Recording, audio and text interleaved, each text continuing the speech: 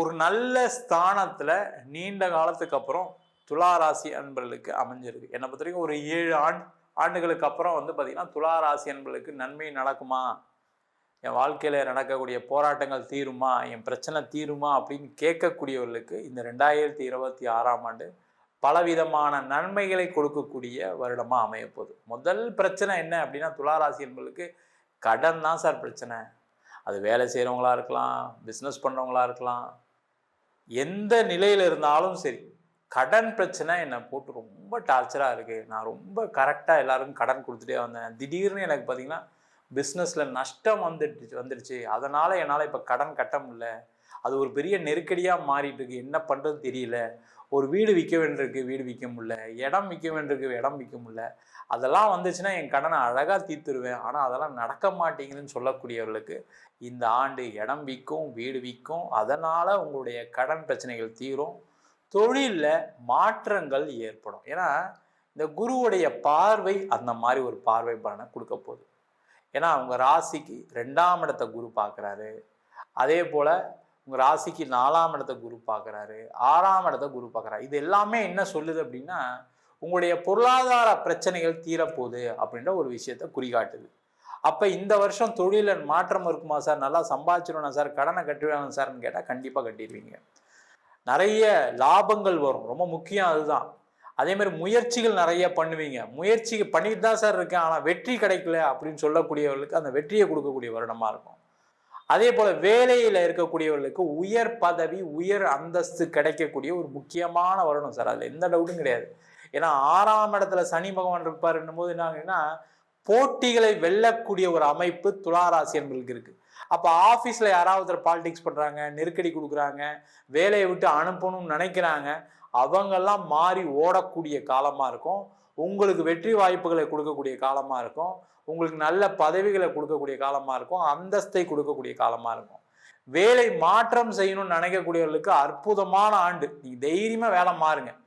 இல்லை சார் கம்மி சம்பளத்தில் கிடைக்குது, எடுத்துக்கோங்க, ஒன்றும் பிரச்சனை இல்லை. நல்ல சம்பளம் உங்களுக்கு இந்த வருஷத்துக்குள்ளே கிடைக்கும். அதனால் உங்களுடைய வாழ்க்கை தரமே மாறும். ஏன்னா நிறைய துளாராசி என்பர்களுக்கு இந்த வருஷம் ஒரு வேலை மாற்றம் இருக்குது.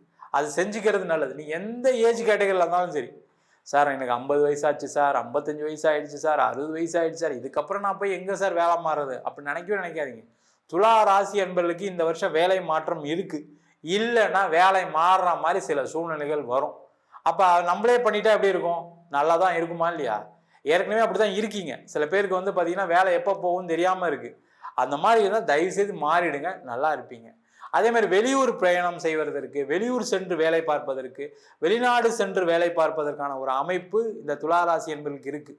அதனால வெளிநாடு போகணும்னு நினச்சிங்கன்னா போகலாம். வெளிநாடு வாய்ப்பு வந்தால் எடுத்துக்கோங்க, வெளியூர் வாய்ப்பு வந்தால் எடுத்துக்கோங்க, அதை மிஸ் பண்ணாதீங்க.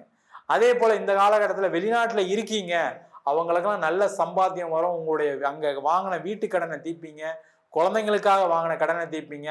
அங்கே இருந்துட்டு இங்கே இடம், வீடு, வண்டி, வாகனம்லாம் வாங்கியிருப்பீங்க, அந்த கடன் தீரும். வேலையில் நல்ல மாற்றங்கள் வரும். வேலையில் உயர் பதவி கிடைக்கும், உயர் அந்தஸ்து கிடைக்கக்கூடிய சூழ்நிலை. அங்கே இருக்கவங்களுக்கு பார்த்தீங்கன்னா ஒரு பிஆர் கிடைக்கக்கூடிய ஒரு அமைப்பு. அதே போல் அங்கேயே குடும்பத்தில் ஏற்பட்ட தகராறுனால பிரிஞ்சு வாழக்கூடிய தம்பதியினர் சேர்ந்து வாழறதுக்கான அமைப்பு. குழந்தைகளால் ஏற்பட்ட அவமானங்கள் சரியாகும். அதே போல் துலா ராசி என்பவர்களுக்கு இந்த காலகட்டத்தில் குடும்பத்தில் இருக்கக்கூடிய பிரச்சனை மெயினாக பார்த்தீங்கன்னா, அம்மா அப்பாவே எனக்கு எதிரியாக இருக்காங்க சார், அண்ணன் தம்பியே எதிரியாக இருக்காங்க, அப்புறம் நான் வேறு யாரை போய் சொல்கிறது அப்படின்னு சொல்லக்கூடிய ஒரு நிலை மாறும். உங்களுக்கு பூர்வீக சொத்து கிடைக்கும். அம்மா அப்பா உங்களுக்கு கொடுக்க வேண்டிய விஷயங்களை கொடுப்பாங்க. அவங்க மூலயமா நிறைய நல்ல விஷயங்கள் நடப்பதற்கான வாய்ப்புகள் உண்டு. கூட பிறந்தவங்களால் நிறைய நன்மைகள் நடக்கும். பூர்வீக சொத்து சம்பந்தமான இருக்கக்கூடிய பிரச்சனை, கடன், அதனால் ஏற்பட்ட வழக்குகள் தீருவதற்கான வாய்ப்பு உண்டு. வீடு, இடம், வண்டி, வாகனம் சம்பந்தமான ஏற்பட்ட கடன் பிரச்சனை குறையும். அதே போல் அதனால் ஏற்பட்ட இடம் தகராறு பிரச்சனை, அதனால் போலீஸ் ஸ்டேஷன் பிரச்சனைலாம் சந்திச்சிட்டிங்க, அதெல்லாம் தீரக்கூடிய ஒரு முக்கியமான ஆண்டாக இருக்க போது. அதே மாதிரி எக்ஸ்போர்ட் இம்போர்ட் துறையில் இருக்கக்கூடிய துளாராசி என்பவர்களுக்கு இந்த வருஷம் எக்ஸ்போர்ட் சம்மந்தமான விஷயத்தில் லாபம் வரும், இம்போர்ட் சம்மந்தமான விஷயத்தில் லாபம் வரும். யாரெல்லாம் இந்த ஷேர் மார்க்கெட்டில் இருக்கீங்களோ அவங்களுக்குலாம் லாபத்தை கொடுக்கக்கூடிய ஒரு அற்புதமான ஆண்டாக இருக்குது.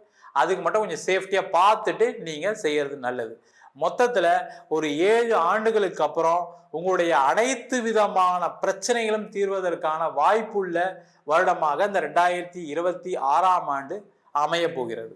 துளாராசி அன்பர்கள், உங்களுக்கு இந்த 2026 எப்படி இருக்கும் அப்படின்னா, ஃபர்ஸ்ட் முற்பகுதி, அதாவது 1/6/2026 வரைக்கும் முதல்ல சனி பகவானை பத்தி சொல்லணும். சனி பகவான் வந்து பாருங்க உங்களுக்கு ரோக சனியா இருக்காரு.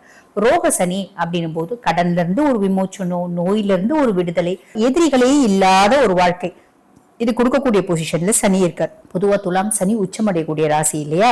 அப்படிப்பட்ட பர்சனாலிட்டிஸ்க்கு சனி இப்ப நல்லது செய்யக்கூடிய பொசிஷன்ல தான் இருக்கார். அப்ப பெருசா கவலைப்பட வேண்டாம். அப்ப எனக்கு பல கோடி கடன் இருக்குங்க, நானே தெருக்கோடியில இருக்கேன், எங்க இருந்துங்க கடன் அடைக்கலாம், எங்க இருந்துல கடனை அடைக்க முடியும் அப்படின்னா நீங்க யோசிக்கிறீங்க அப்படின்னா ஏதோ ஒரு ஆப்பர்ச்சுனிட்டி உங்களுக்கு ஏற்படுத்தி கொடுப்பார். உதாரணத்துக்கு சொல்லணும் அப்படின்னா, பூர்வீகத்துல ஒரு சொத்து இருக்குங்க, அது பெருசா வியாபாரம் போகாது, ரேட்டு போகாது, விலை போகாத சொத்து அப்படின்னா கூட இந்த காலகட்டம் அந்த சொத்தை யாரோ ஒருத்தவங்க, நமக்கு அது பிரயோஜனப்படாத சொத்தா இருக்கலாம், நமக்கு அது வந்து பாத்தீங்கன்னா ஒரு விலை போகாத விஷயமா இருக்கலாம், மத்தவங்களுக்கு அது வந்து அந்த இடத்துல இருக்கவங்களுக்கு அது ஒரு முக்கியமான விஷயம், ஒரு பெருத்த வந்து பாத்தீங்கன்னா அதிர்ஷ்டத்தை ஈர்த்து தரக்கூடியதா இருக்கலாம். ஆக அவங்க வந்து இதை இந்த ரேட்டுக்கு அப்படின்னு கேட்பாங்க. ஒரு நல்ல திருப்தியான ரேட்டுக்கு அது வியாபாரம் ஆகிறதுக்கு வாய்ப்பு உண்டு. புரியுதுங்களா? அப்ப சனி இந்த விதத்துல வந்து பாத்தீங்கன்னா நமக்கு அந்த நல்ல ரேட்டுக்கு வியாபாரம் ஆகுதுன்னு போது நம்ம அதை வாங்கி இருக்கிற கடனை அடைக்கலாம். இந்த மாதிரி ஏதோ ஒரு புதுசா ஒரு ஆப்பர்ச்சுனிட்டி, ஒரு இன்லெட் அப்படின்றத சனி கொடுப்பான். அது மூலியமா நம்ம வந்து நம்மளோட கடன்ல இருந்து ஒரு விமோச்சனம் அப்படின்றது கொண்டு வந்துக்கலாம். நோய், எனக்கு இருக்கிற நோய்ங்க குணமே ஆகாத நோய் டாக்டர் சொல்லிட்டாரு, எனக்கு ஆட்டோ இம்யூன் டிசார்டர் இருக்கு. இதுல சனி என்ன பண்ணுவான்? ஆட்டோ இம்யூன் டிசார்டராவே இருக்கு, சாதாரண நோய்னா அதுல இருந்து குணமே கிடைச்சிடுங்க.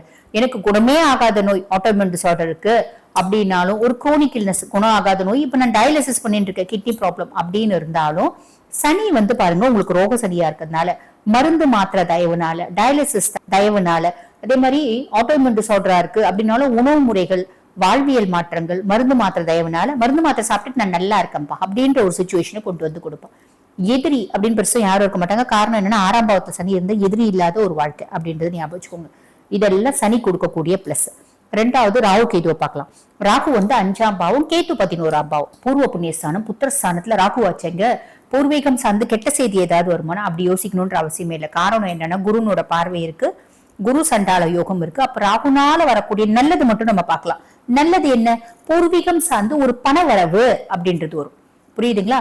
பிள்ளைங்க சார்ந்து ஒரு விதமான ஒரு ரிலீஃப் அப்படின்றது வரும். நிறைய பேருக்கு குழந்தையின்மைக்கு வைத்தியம் பண்றாங்க அப்படின்னா குழந்தை பேரு அப்படின்றது கிடைக்க பெறுவாங்க. இது பிளஸ்.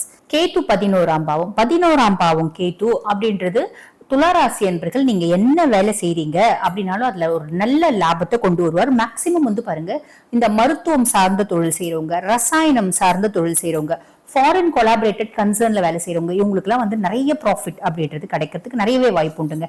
அதே மாதிரி நிறைய துளாராசி என்பர்கள் வெளிநாடு போறதுக்கான பிராப்தம், உள்நாட்டுல ஒரு வேலை செய்யறங்க, நாங்க வெளிநாட்டுல வர்த்தகம் செய்யறதுக்கான பிராப்தம், படிக்கிற பிள்ளைங்க வெளிநாட்டுக்கு போயிட்டு படிச்சு அங்கேயே வந்து பாத்தீங்கன்னா இந்த பார்ட் டைம் ஜாப் இதெல்லாம் செய்யறதுக்கான பிராப்தம் அப்படின்ற ஒரு நிறைய நல்ல விஷயம் அப்படின்றது நடக்குங்க. இதுவும் ஒரு பெரிய பிளஸ் அப்படின்னு சொல்லலாம். சரி, அடுத்து குரு பகவானை பத்தி சொல்லணும் அப்படின்னா, குரு வந்து பாருங்க 9ஆம் பாவத்துல உட்கார்றார். 9ஆம் பாவம் அப்படின்றது என்ன சொல்லுவாங்க? அதிர்ஷ்டஸ்தானம், பாக்கியஸ்தானம் அப்படிம்பாங்க. துளாராசி என்பவர்களுக்கு ஏதோ ஒரு விதத்துல குட் லக்கு, ஃபார்ச்சூனு, அதிர்ஷ்டம், மேன்மை, முன்னேற்றம் எல்லாமே கிடைக்கும். நான் ஆசைப்பட்டேன்ப்பா, நடந்துருச்சுப்பா, நான் எப்பயோ ஆசைப்பட்டேன், அது நடக்கும் அப்படின்ற எந்த விதமான சாத்தியக்கூறும் இல்லை, கண்ணு கெட்டின தூரம் வரைக்கும் அது நடக்கும் அப்படின்ற ஒரு சாத்தியக்கூறே எங்களுக்கு இல்லாத இருந்துச்சுப்பா, இப்ப அது எப்படி நடந்துச்சுன்னே தெரியல, அந்த மாதிரி நடந்துருச்சுப்பா அப்படின்ற மாதிரி ஒரு அமைப்பு. இது எதுவா இருக்கலாம்? உதாரணத்துக்கு நம்ம சொல்றோம் அப்படின்னு வச்சுக்கோங்களேன். ஆக்சுவலி எனக்கு வந்து பாருங்க, என்னோட ஆசைங்க, நான் வந்து எப்படியாவது வந்து ஒரு நல்ல ஒரு ஹைஃபையான கார் வாங்கணும்னு ஆசைப்பட்டேங்க. ரொம்ப நாள் என்னோட ஆசைங்க. இந்த காலகட்டம் வந்து பாருங்க, நான் சூப்பரா என்னோட கனவே என்னோட ஃபார்ச்சுனர் கார் தாங்க. இந்த காலகட்டத்துல நான் ஃபார்ச்சுனர் வாங்கிட்டேங்க அப்படின்ற மாதிரி ஒரு அமைப்பு. இது வந்து என்னுடைய நீண்ட நாள் ஆசை ஒண்ணு நிறைவேறுச்சு. அந்த நீண்ட நாள் ஆசை உங்களுக்கு வண்டியை பத்தி இருக்கலாம், வாகனம் பத்தி இருக்கலாம், ஒரு இடத்துல ஒரு வீடு, ஒரு இடத்துல வந்து ஒரு தொழில், இந்த தொழில் செய்யணும்னு ஆசைப்பட்டேன், இந்த இடத்துல வேலை கிடைக்கணும்னு ஆசைப்பட்டேன், இந்த போஸ்ட்ல நான் உட்காரணும்னு ஆசைப்பட்டேன், அப்படி ஏதோ ஒண்ணு உங்களுக்கு கிடைக்குங்க. இது ஒரு பெரிய பிளஸ் அப்படின்னு சொல்லலாம். சரி, ஆக இந்த முற்பகுதியில வந்து பாக்குறீங்க அப்படின்னா இந்த மாதிரி இத்துணை நல்ல விஷயங்கள், பாக்கிய குரு பாக்கியத்தை கொடுப்பாரு, ஓகேங்களா, ரோகசனி இந்த ரோகத்துல இருந்து விமோச்சனம் கொடுப்பாரு, இது எல்லாமே பிளஸ் அப்படின்னு சொல்லலாம். சரி, அப்படியே இப்ப பிற்பகுதிக்கு வரலாம். பிற்பகுதி அப்படின்னும் போது 1/6/2026 இருந்து 26 முடிய என்ன மாதிரி பலன்கள் வரும் அப்படின்னா, சனி பகவான் ரோகசனியா தான் இருப்பார். கடன்ல இருந்து விமோச்சனம், நோயில இருந்து விமோச்சனம், எதிராளிகளே இல்லாத ஒரு வாழ்க்கை எப்படின்றத கொடுக்க போறாரு. அவர் ஆல்ரெடி நல்லது செய்யக்கூடிய பொசிஷன்ல தான் இருக்காரு. அதுக்கும் மேல குருனோட 9ஆம் பார்வை அவர் மேல பதியுது. அப்ப அவர் இன்னும் கொஞ்சம் ஃபாஸ்டா என்ஹான்ஸ் ஆகி இன்னும் கொஞ்சம் சட்டுன்னு நிறைய நற்பலன்களை கொடுக்க போறாரு அப்படின்றதுல எல்லளவும் சந்தேகம் இல்லை. ஃபர்ஸ்ட் விஷயம். ரெண்டாவது, ராகு கேதுல கேது அதே பொசிஷன் தான், எந்த ஆல்ட்ரேஷனும் கிடையாது. இப்ப ராகு 5ஆம் பாவம், ராகு 5ஆம் பாவம், குருனோட பார்வை இல்லை. அப்ப என்ன அர்த்தம்?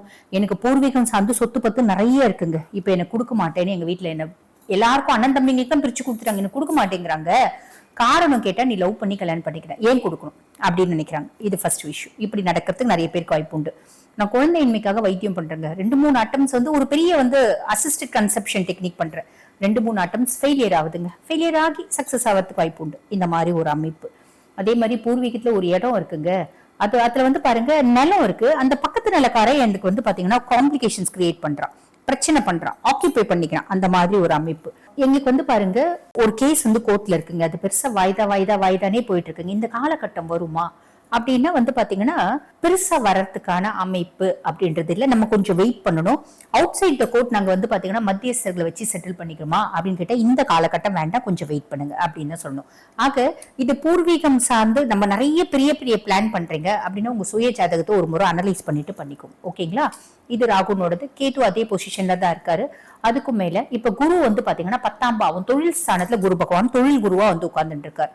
தொழில் குருவா வந்து உட்கார்ந்துட்டு இருக்கவர் உங்களுக்கு தொழில ஒரு மேன்மை, முன்னேற்றம், அபரிவிதமான வளர்ச்சி அப்படின்றத கொடுப்பார். உழைக்க நாங்க ரெடியா, அதுக்கான பலனை கொடுக்க குரு பகவான் ரெடி அப்படின்ற ஒரு அமைப்பு. அதுக்கும் மேல உங்களுக்கு வந்து பாருங்க குரு வந்து லார்ட் ஆஃப் 3 and 6, இளைய சகோதர தைரியஸ்தானத்துக்கும் அவன் தான் அதிபன், ருணரோக சத்ருஸ்தானத்துக்கும் அவன் தான் அதிபன். உங்களோட தைரியமும் தன்னம்பிக்கையும் அதிகமாகிற மாதிரி இருக்கும். உங்களோட தம்பி தங்கச்சி இருக்காங்க அப்படின்னா ஃபுல் சப்போர்ட்டிவா இருப்பாங்க. அதே மாதிரி பாருங்க, நான் முன்னமே சொன்ன மாதிரி கடன்ல இருந்து விமோச்சனம், நோயில இருந்து ஒரு விமோச்சனம், எதிராளிகள்ல இருந்து ஒரு விமோச்சனம், இத குருவும் கொடுப்பாரு அப்படின்றது. அங்க வந்து சனியே அதெல்லாம் செய்ய போறாரு. அவர் கொஞ்சம் நெஞ்சம் சொச்ச வச்சிருந்தாருன்னா குரு வந்து அதை நல்லிஃபை பண்ணிடுவாரு அப்படின்னு அர்த்தம். அந்த கடனை சுத்தமா வந்து இல்லாம பண்ணிடுவாரு அப்படின்னு அர்த்தம். அதுக்கும் மேல குருனோட உச்ச பார்வை அப்படின்றது 2, 4, 6ஆம் பாவத்தை பாக்குது. 2ஆம் பாவத்தை பாக்குறதுனால குடும்பத்துல நிம்மதி, சந்தோஷம், மகிழ்ச்சி, குதூகலம் இதெல்லாமே இருக்கும். குடும்பத்துல நல்ல தனப்பிராப்தி அப்படின்றது இருக்கும். நல்ல தனப்பிராப்தினா எப்படிங்க? கூரையை பிச்சுட்டு காசு அப்படியே மூட்டை மூட்டையா அப்படியே லாரி வச்சு கொட்டுற மாதிரி அப்படியே கொட்டுமா, பணமழை பொழியுமா அப்படின்னு கேட்டா அப்படிலாம் எக்ஸ்பெக்ட் பண்ணாதீங்க. ஓரளவுக்கு நீங்க செய்யக்கூடிய தொழிலுக்கு ஏத்த மாதிரி உங்களோட ஒரு படிப்பு, வேலை, வருமானம் அதை பொறுத்து உங்களுக்கு தனப்பிராப்தி அப்படின்றதுக்கு உதாரணத்துக்கு சொல்லணும் அப்படின்னா ஒரு பெரிய ஹாஸ்பிட்டல் வச்சுக்கோங்களேன். அந்த ஹாஸ்பிட்டலோட டீனும் வந்து துலாமா இருப்பாரு, அந்த ஹாஸ்பிட்டல் இருக்க கம்பவுண்டரும் துலாமா இருப்பாரு. அப்ப டீனுக்கு வந்து இந்த குரு வந்து எந்த அளவுக்கு குடும்பத்துல தனப்பிராப்தி கொடுப்பா, அவரோட படிப்புக்கு ஏத்த மாதிரி கொடுப்பான். அதே கம்பவுண்டருக்கு எந்த அளவுக்கு கொடுப்பா, அவரோட தொழிலுக்கு ஏத்த மாதிரி கொடுப்பா. அவர் வந்து பாருங்க ஆடி கார் வாங்கலாம், இவர் வந்து பாத்தீங்கன்னா ஒரு பைக் வாங்கலாம். இந்த மாதிரி அவங்கவுங்களோட படிப்பு, வாழ்வாதாரத்துக்கு ஏத்த மாதிரி தனப்பிராப்தி அப்படின்றத கொடுப்பாரு குரு பகவான். குடும்பத்துல அவருக்கும் நிம்மதி சந்தோஷம் இருக்கும், இவருக்கும் நிம்மதி சந்தோஷம் இருக்கும். குரு பகவான் 2ஆம் பாவத்தை பாக்குறதுனால, புரியுதுங்களா? அதே மாதிரி 4ஆம் பாவம் சுகத் ஆயார் ஸ்தானத்தை பாக்குறாரு. என்னோட கம்ஃபர்ட் ஏதோ ஒரு விதத்துல அதிகமாகுதுங்க. முதல்ல வந்து பாருங்க, நான் வந்து ஒரு கார் வச்சுட்டு இருந்தேன், அது வந்து சாதாரண கார். எனக்கு இந்த ரொம்ப ஸ்பீடா போற கார், லக்ஸரியஸ் கார் எல்லாம் பார்த்தா நம்மள வந்து பாருங்க ஓரங்கட்டி போவான். ஏன்னா நான் சாதா சின்ன கார் வச்சுட்டு இருக்கேன், பெரிய கார் வச்சுட்டு இருக்கலாம், அவன் தான் பெரிய ஆள் அப்படின்ற மாதிரி நம்மள ஓரம் கட்டுவான். ரொம்ப ஹர்ட்டிங்கா இருக்கும். இப்ப நானும் அந்த மாதிரி பெரிய கார் வாங்கிட்டேங்க. நான் வந்து பாருங்க என்னை விட சின்ன கார் வச்சுக்கணும் ஓரம் கட்டுறதுல. ஆனா அந்த பெரிய காருக்கு ஈக்குவலா நானும் போவேன். நானும் உன்ன மாதிரி பெரிய கார் வச்சுட்டு இருக்கேன்டா அப்படின்ற மாதிரி எனக்கு ஒரு தோணுங்க. எனக்கும் கெத்து இருக்கு அப்படின்ற மாதிரி நம்மளோட கெத் வந்து அதிகமாகிற காலகட்டம் அப்படின்னு சொல்லலாம். என்னோட கம்ஃபர்ட் அதிகமாகக்கூடிய காலகட்டம் ஏதோ ஒரு விதத்துல. ஒரு எக்ஸாம்பிள் நான் இந்த காரை வச்சு சொல்றேன். நிறைய பேர் வீடு வாங்கலாம், கார் வாங்கலாம். நாங்க வந்து பாருங்க இவ்வளவு நாள் வாடகை வீட்டுல இருந்தோம், இப்பயும் வாடகை வீடு தான், ஆனா சிங்கிள் பெட்ரூம், இப்ப ட்ரிபிள் பெட்ரூம் எடுத்துருக்கோங்க. என்னோட கம்ஃபர்ட் அதிகமாச்சுங்க. வீட்டுல ஏசியே இல்லைங்க. இப்ப நாங்க வந்து பாருங்க வீட்டுக்கு ஏசி போட்டுட்டு இருக்கோம். வீட்டுல சோஃபா எல்லாம் கிடையாதுங்க, சும்மா 2 சேர் தான். இப்ப நான் அழகா வந்து சோஃபா வாங்கி போட்டிருக்கேன், ரெக்லைனர் சோஃபாவே வாங்கி போட்டிருக்கேன். அந்த மாதிரி ஒரு அமைப்பு அப்படின்னு சொல்லலாம். அம்மா எனக்கு முதல்ல முதல் சப்போர்ட் கிடையாதுங்க, இப்ப ஃபுல்லா சப்போர்ட்டா இருக்காங்க. அம்மாக்கு ஹெல்த் இஷ்யூஸ் இருந்துச்சுங்க, அதனால அம்மானால எனக்கு சப்போர்ட் பண்ண முடியல. இப்ப அம்மானோட ஹெல்த்ல ஒரு நல்ல இம்ப்ரூவ்மெண்ட், அதனால அம்மா எனக்கு சப்போர்ட் பண்றாங்க. ஆக மொத்தம் எனக்கும் அம்மாக்கும் ஒரு நல்ல உறவுமுறை அப்படின்ற மாதிரி அமைப்பு. அதே மாதிரி 6ஆம் பாவத்தை பாக்குறாரு. சோ கடன், நோய், எதிரி இது எல்லாத்தையும் சனியே நிவர்த்தி பண்ணிடுவாரு. கொஞ்சம் ரெமனன்ஸ் இருக்கு அப்படின்னா இவர் கொஞ்சம் முழுசியும் நல்லிஃபை பண்ணிடுவாரு அப்படின்னு சொல்லலாம்.